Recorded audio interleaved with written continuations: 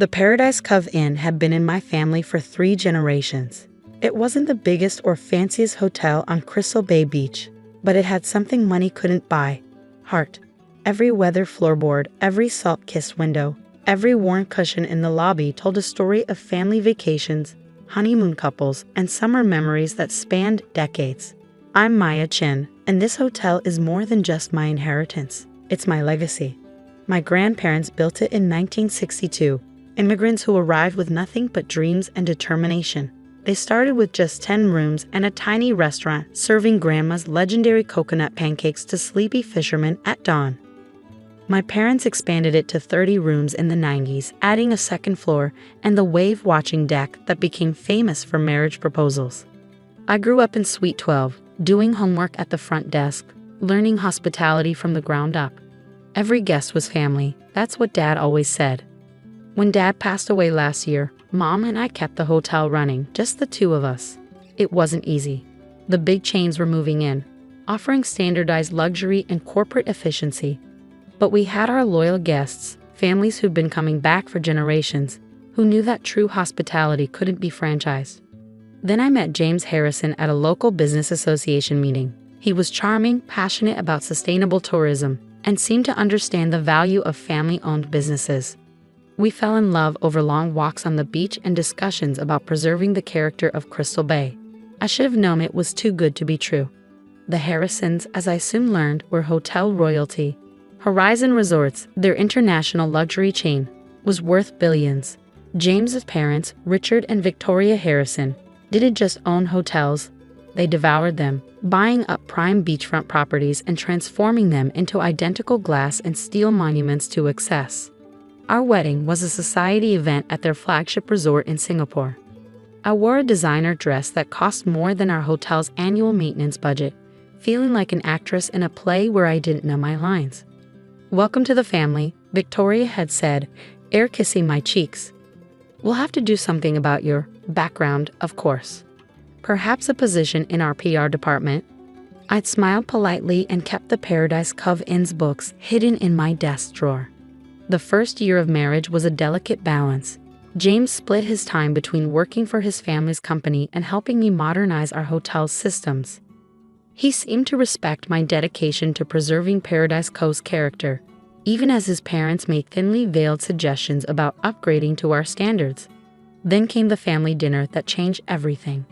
The Harrisons had invited us to their penthouse overlooking the bay. Mom was working the front desk as usual, so it was just James and me.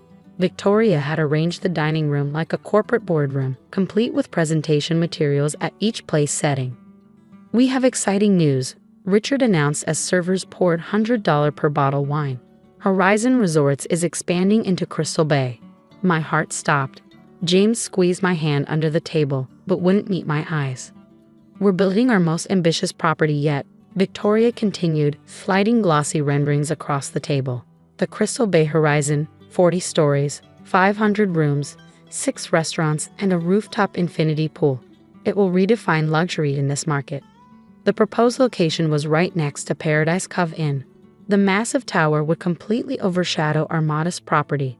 "Of course," Richard added with a predatory smile, "we'll need to acquire some adjacent properties to maximize the footprint." "The Paradise Cove Inn isn't for sale," I said quietly. Victoria laughed, a sound like breaking glass. "Darling, let's be realistic.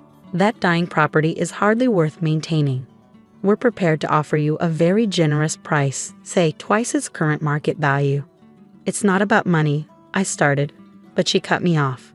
"Everything is about money, dear. That's your problem. You're too sentimental. Business requires a certain ruthlessness." "Mother," James interjected, "Maya has put her heart in tow." "And that's precisely why she can't see clearly," Richard interrupted. "The property values alone once our resort opens will force her to sell. We're offering a courtesy here, a chance to exit gracefully." I looked at James, hoping for support, but he was studying his wine glass intently.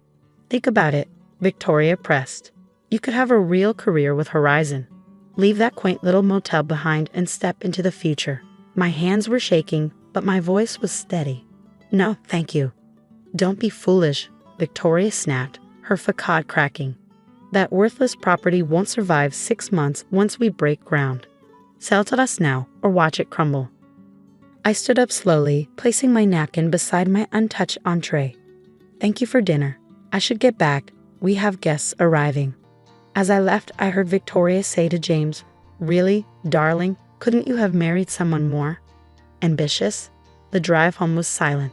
James kept starting to speak, then stopping. When we pulled into Paradise Cove's parking lot, the sight of our vintage neon sign glowing against the twilight sky brought tears to my eyes. "Maya," James finally said, "maybe they have a point. The market is changing. Paradise Cove would need massive investments to compete." "With what?" I turned to face him. "Another soulless luxury tower. Is that really what Crystal Bay needs?" "I'm trying to help," he protested. "If you just consider." "Did you know?" I asked quietly. "About their plans?" His silence was answer enough. "How long?" "They've been working on this for months," he admitted. "The permits are already in process." "Maya, please try to understand. This is business." I got out of the car, my heels crunching on the seashell-lined path my grandfather had built 60 years ago. "No, James, this is family." Inside, Mom was checking in a young couple who'd just gotten engaged. Their faces glowed with joy as she gave them the key to Suite 15, the room where the groom's parents had spent their own honeymoon 28 years ago. "Everything okay, honey?" Mom asked as the couple headed upstairs. I hugged her tightly, breathing in her familiar scent of jasmine and fresh laundry. "We need to talk." Over late-night coffee in our private kitchen, I told her everything. The resort plans, the threat, the ultimatum. Mom listened quietly, her hands wrapped around her mug. When I finished, she got up and went to the old filing cabinet in the corner, pulling out a worn leather folder I'd never seen before. "Your father and I knew this day might come," she said, sitting back down.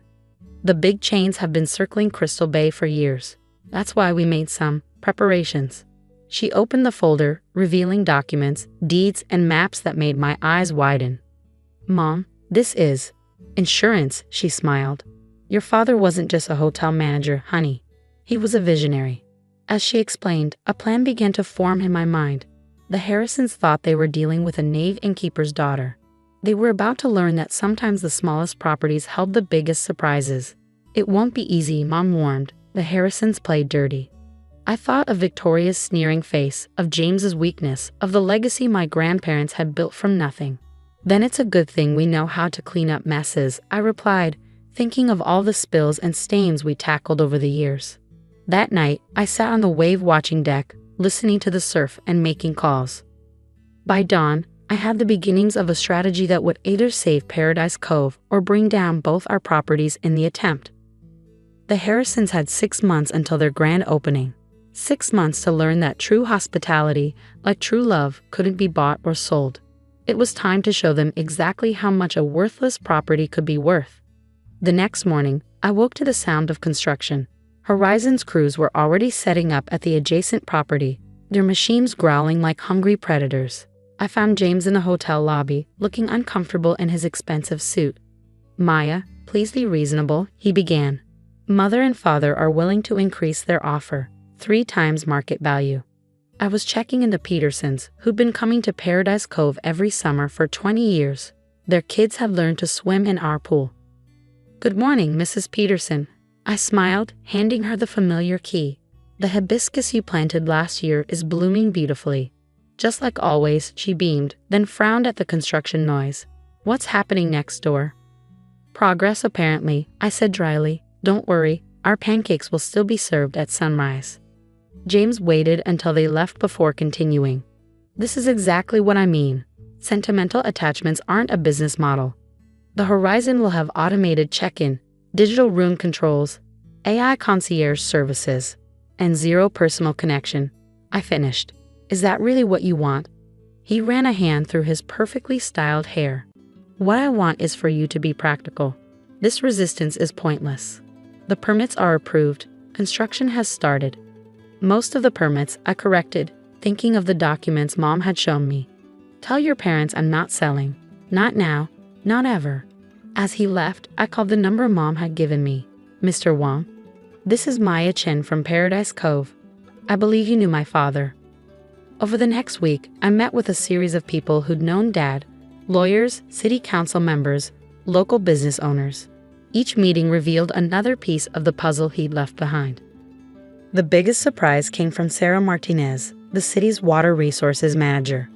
"Your father was brilliant," she said, spreading out surveys and water tables. He knew development would come eventually, so he secured the rights to the underground aquifer that supplies this entire section of the beach.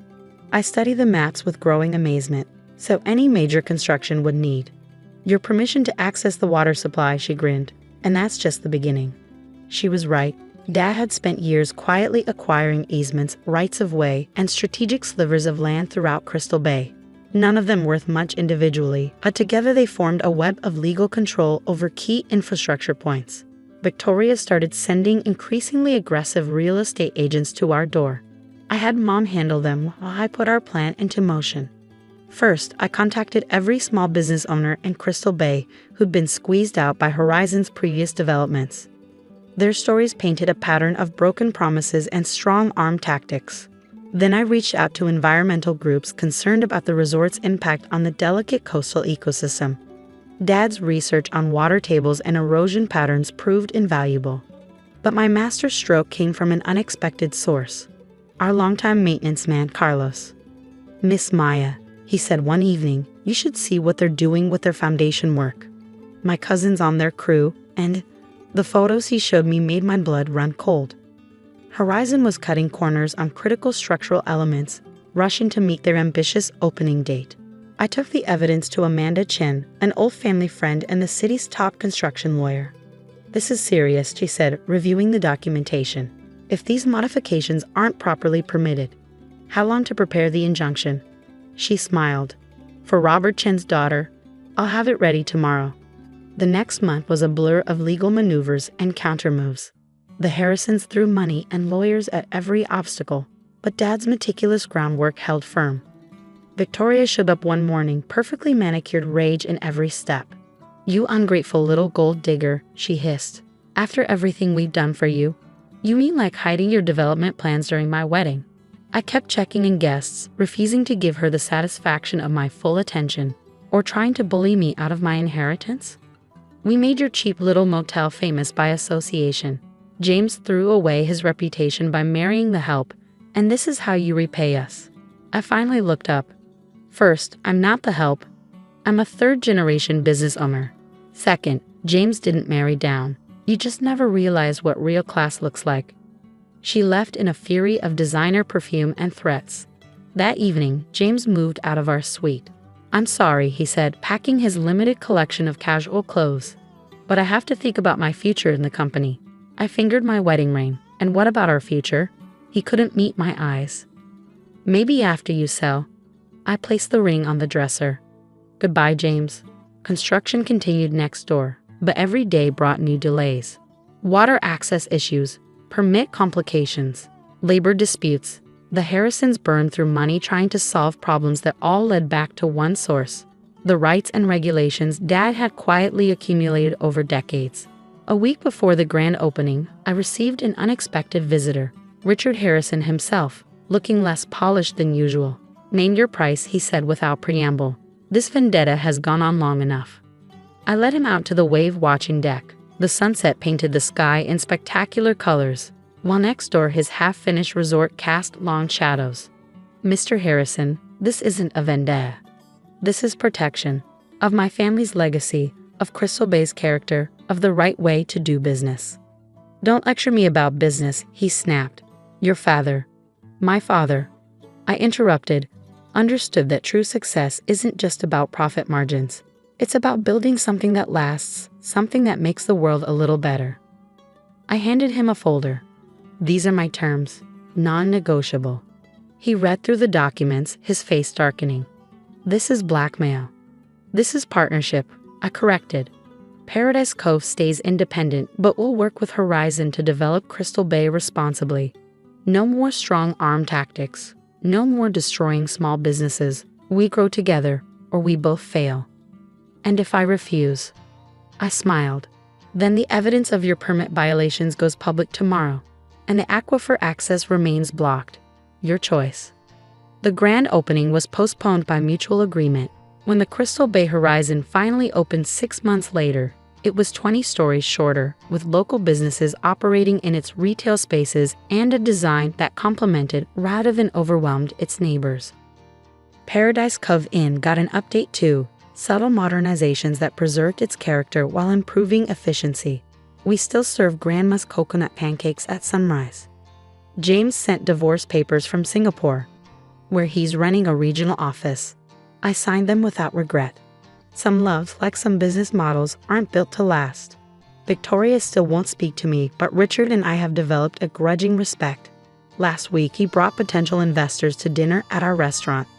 Sometimes, I overheard him say, the best business decisions aren't the obvious ones. Mom and I added a new tradition. Once a month, we invite local hotel owners for a strategy session on maintaining Crystal Bay's unique character while adapting to changing times.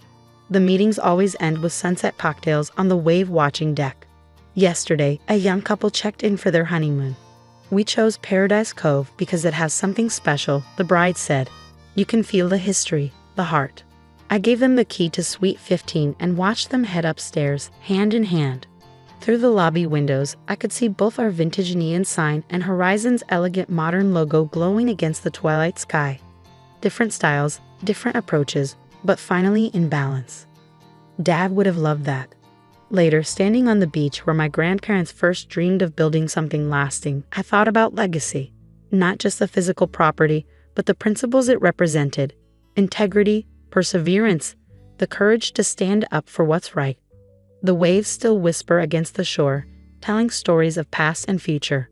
Paradise Cove Inn still welcomes travelers looking for more than just a place to sleep.